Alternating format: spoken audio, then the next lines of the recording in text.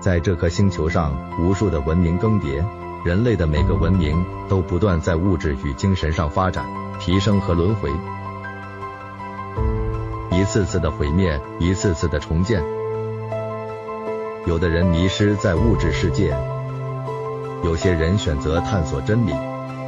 尽管真理难寻，修行的路充满陷阱与诱惑，让人失去方向。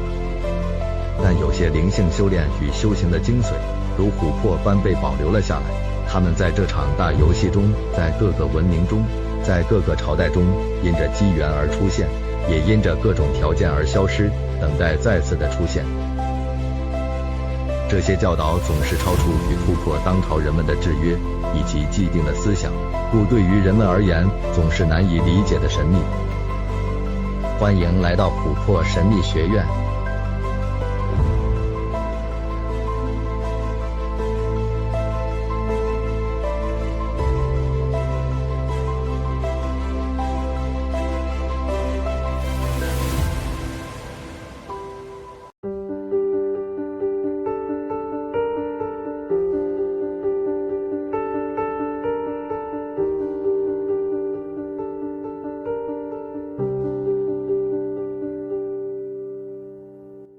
大家好，这里是琥珀神秘学院，我是阿吴。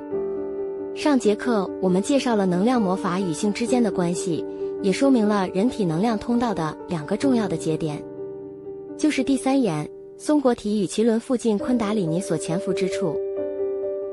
松果体是接收与转换宇宙能量的一个人体装置，若我们慢慢刺激它，将它活化后，它可以影响脑中的许多腺体和激素，像是褪黑激素、脑内啡、催产素、二甲基色胺等等。这些激素都有助于你与真实的世界连结。在人们非常深入的冥想中，在深深的定中，二甲基色胺这个化学物质就会在脑中被大量的释放。这是一个灵性的关键化学物质，在现代人类社会还是少被人们彻底明了，多数主流还是把它定义为迷幻药，多是以负面来定义它。即使有一定的风险，二甲基色胺简称 DMT 在人类灵性的探索还是值得被研究的化学物质，但似乎被某种力量从全球国家政府的层级就抑制了它的曝光度与相关研究知识，并愚民化它。至于为什么要这么做，就值得大家玩味地想想了。阿吴已经明示暗示说得很明显了，再说下去可能这个视频影片就要莫名其妙被下架或减少曝光度了。这和人们使用起灵的植物草药有一样的效果，使用一些起灵的草药确实可以有机会短暂的开启第三眼。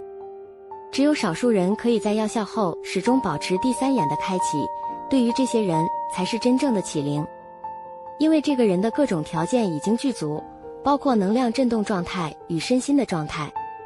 但大多数人在使用起灵草药，在药性过后又会恢复成平常的样子，甚至因为在药效发挥期间可能会因此在精神上受到伤害而造成阴影。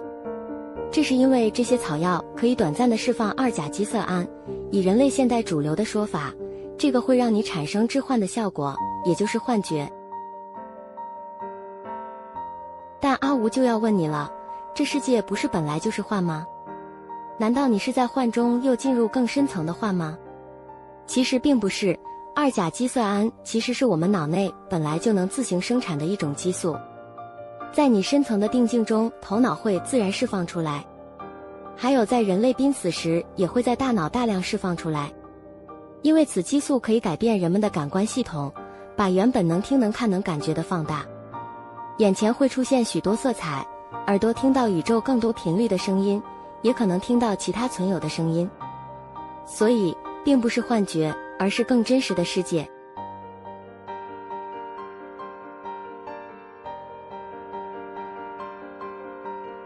大家要注意，使用这种草药在许多国家是违法的，并且也伴随着精神的风险。在你的精神与意识都还没准备好的情况下，一下让你看到这些更真实的世界，很多人会被吓得屁滚尿流的，甚至常常会以恐惧就衍生出更多想象。而在真实的世界里，你的想象也如同真实一般，那是创造的本质。所以你可能会因为你的恐惧而产生更多恐惧，最后造成一定程度的精神创伤。使用这类草药，阿吴没有说不对，在合法的前提下，你可以去尝试，那也许是好的旅程或坏的旅程。草药的效果是短暂的，是比较僵硬、比较死的，等药效过后又会回到像原本的日常生活那样，甚至带着强烈的失落感。但只要你可以进入深深的定境中，或在正定中久了，或是昆达里尼觉醒，你的身体就会自动生产这些激素，不只是 DMT、多巴胺、脑内啡、催产素、血清素，这些让人感到愉悦的荷尔蒙与激素，都会在你深层定静后慢慢的稳定被释放出来。所以修行有了一点成果，绝对会让你感到无比的放松和喜悦。这种放松喜悦不只是精神上的，也实实在在地反映在你的生理。虽然你不是为了这些才来修行，但如果你到了此境界，那时你会深感当初修行的苦，在这些小小成果看来根本不算什么了。正确的修行 CP 值非常高的，投报率非常惊人。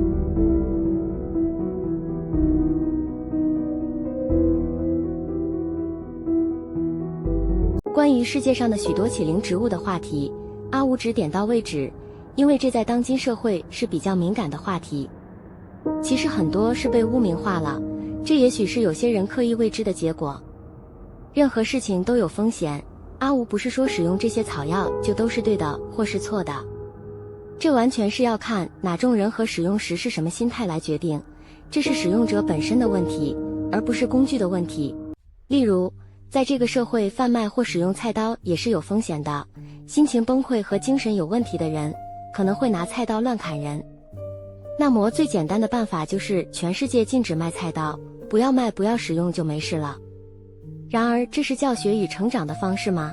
危险的就一律禁止，让它消失在地球上吗？这样对人类的代价太大了，人类无法去学习如何尽量避免被菜刀伤害的种种方法，这样人类也无法利用菜刀的功能带来生活上的便利了。以此类推，上述的例子可以放在许多可能有助于灵性修行的植物草药上。因为我们说到了第三眼和松果体，就不得不提相关的话题。人类这里面的观念与知识有很多的误会误解，也有很多的乱用错用和与真实情况颠倒。这是阿吴想要让你知道的观念，这对于地球的权力中心组织而言是刺耳的话。知情的人可能都在担心阿吴会不会被消失了呢？阿吴今天要教你一个简单的方式，就可以渐渐刺激这些脉轮，甚至开启它的作用哦。没错，就是所谓的开启第三眼的方法。要启动松果体的方式很多，阿吴这堂课教的是温和又有效的方法。大家记得在14集阿吴说的修炼魔法能量的4个主要方法吗？禅定、声音、呼吸、观想，这4种方法都可以开启第三眼。最根本的方法永远都是得定，所以大家控法的练习还是不能少哦。今天要教的方法是唱诵，被归纳在声音的方法里。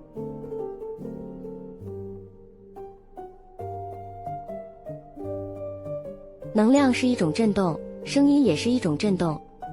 唱诵利用你自身发出的震动来刺激你的第三眼，还有其他能量节点。这不只可以使你在灵性能量魔法中有帮助，也对你的身体健康有很大的帮助。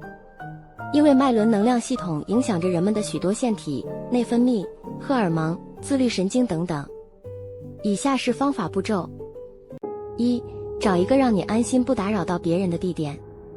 唱诵就是要你自己发出声音，而且又要唱得大声一些才有效，所以你需要有一个好的地点。所以这不像观音法门或暖手法等练习可以随时想到随时练，唱诵是一个环境条件有些限制的法门。我们修行时最好不要影响到周遭的人，因为修炼的方法他人不清楚，在旁边看热闹会引起许多误解和不必要的麻烦。最好是你周遭的人都不知道你在修行，秘密进行。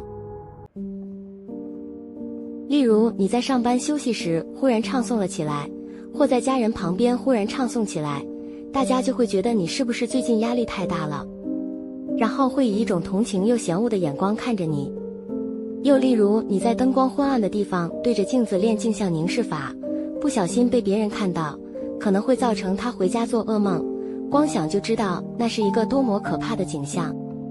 我们练各种方法时，不要影响到他人，如此低调不着痕迹，才可以避免日后的许多麻烦与阻力。所以如果你的住所不方便练唱诵，你可以在浴室洗澡时练，在大楼顶楼的天台练，在骑车开车等红灯的时候练，在海边、山林里、公园或是录音室、练团式练皆可。若你苦恼一直找不到好地点练习，阿吴再给你一个好建议，可以把自己关在车子里练习，那样私密单独的空间，唱诵时声音又不用担心被他人听到，是非常好的选择哦。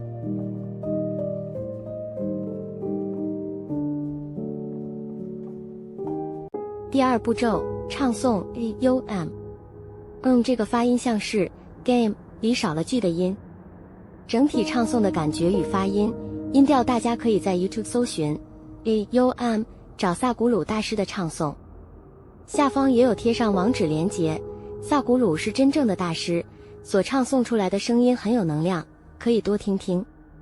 如果觉得身体或头皮发麻是正常的现象，那代表你身上的能量产生了共振，那就是能量的感觉。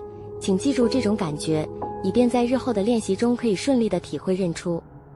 有些人会有不舒服的感觉，大多数人一开始感受到能量都是如此，尤其是高振动的能量。那就让自己休息一下，再练习。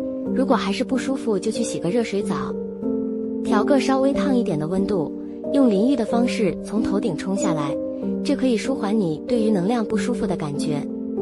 这个练习不是要你听大师唱诵，而是你要自己唱出来，只要唱的部分即可。记住诀窍，不是全部用喉咙来发音，去感觉用到鼻腔的共振到大脑内的共振，和喉咙、胸腔的共振到下腹部丹田的共振。唱诵前深吸一口气，把唱诵的时间稍微拉长，每次唱的一半到2/3的地方渐渐闭起嘴巴，但还是继续保有发音到结束，也就是把最后的部分拉长，然后继续感觉体内的共振效果。这部分也很重要，请仔细听萨古鲁的唱诵方式，去模仿参照体会。3. 每次练习时分为3组，每组3次，也就是总共9次为一整次唱诵的练习。接下来把的音调略分为上中下3个音调，例如你可以用高音哆、中音哆或低音哆这3者来区分。请放心，若你没有学过音乐或家里没有乐器，也完全不是问题。阿吴只是举个例子而已，只要把分为上中下3个 key 即可，要多高多低由你的感觉而定。第一组唱诵时，用3个音调中比较高的，也就是高音哆唱诵3次，把注意力专注在2眼之间，额头上第3眼的位置，去想象，去感受这个地方在你唱诵时的共振。请闭上眼睛，边唱诵边观想。这是要利用唱诵的振动去刺激松果体，让它慢慢可以启动。第二组唱诵时，用3个音调中中间的音调，也就是中音哆唱诵3次。闭其眼，把注意力集中在胸腔中间心轮的位置，感受其胸腔随着你唱诵的振动而共振。第3组唱诵时，用3个音调中低音的音调，也就是低音哆唱诵3次。闭其眼，把注意力集中在丹田、脐轮与海底轮之间的位置，感受整个下腹部随着你唱诵的振动而共振。以上就是唱诵法的步骤，唱诵时去感受各个部位的振动，是这个方法是否有效的关键。记得唱诵时保持身体一定程度的放松与专心，放松是每个修炼该有的状态。现代人随时都保持紧绷的状态，不管是精神还是身体而不自知。在紧绷严肃的状态，修炼是无法有好的效果的。最好有一点慵懒，一点 chill， 轻松自在又有点厌世的专注状态，那样比较会成功哦。每次唱诵练习为3组9次，唱完了，花一点时间体会一下身体是否有什么变化或感觉。这是开启你身上能量管道的方法。第一组高音的部分就是用唱诵振动开启第3眼的方法。有的人一开始不会有什么感觉，但只要每天早晚各练一次，2个星期到1个月左右，你的身上的能量就会出现变化与改变。请你有意识地去留意这些变化。也许你额头的皮肤会有麻麻紧紧的感觉，那就是在作用了。也许对时间的感觉变得不太如从前，也许你的直觉变得比较准确，也许突然有很多灵感或洞见，也许在静心时比较容易静下来。多数第3眼的活化是缓缓地在进行，若配合空法定的程度，就会有加成的效果。这样就能开启第3眼吗？是的，是不是比你想象简单呢？但阿吴说过，要完全稳定地开启第3眼和能量魔法的感知与运用，需要昆达里尼的觉醒才可能。第3眼就像是一台收音机，可以收到空间中一定范围的电磁波。但若收音机本身的电池或电量不够，它也只能断断续续一点点地发挥它的功能。昆达里尼就像是一股强力的电能，可以让收音机发挥它完整个功能，甚至在进化更新。这就是这次的回家作业喽。唱诵完再练习上2堂阿吴教的暖手法与镜像凝视法，也会有不错的效果哦。下课，拜拜。